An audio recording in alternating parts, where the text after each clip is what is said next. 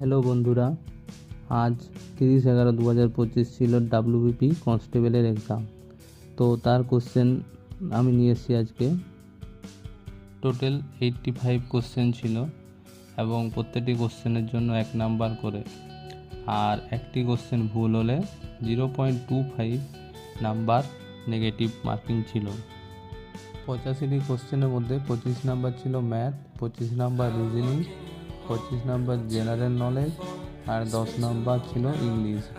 তো English, reasoning বা general নলেজের কোশ্চেন খুবই সোজা ছিল, ম্যাথের কোশ্চেনও সোজা ছিল কিন্তু একটু বেশি ক্যালকুলেটিভ ছিল, যেখানে আপনার খুবই সময় লাগবে।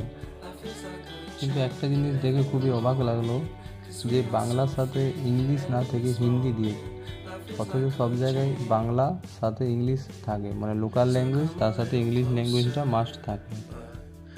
তো বন্ধুরা, ওভারঅল কোশ্চেন দেখে আমার যা মনে হচ্ছে, যদি ম্যাথে কেউ স্ট্রং হয় তাহলে সে আরামসে 65-70 নাম্বার করতে পারবে, কিন্তু বেশিরভাগই তো ম্যাথে দুর্বল হয়। তো আশা করা যেতে পারে জেনারেলের জন্য কাট অফ 50 থেকে 55 আর ওবিসিদের 45 থেকে 50 এর মধ্যে আসতে পারে। এসসিদের হয়তো 40-এর নিচে। তোমাদের কত আসছে কমেন্ট করে জানিও।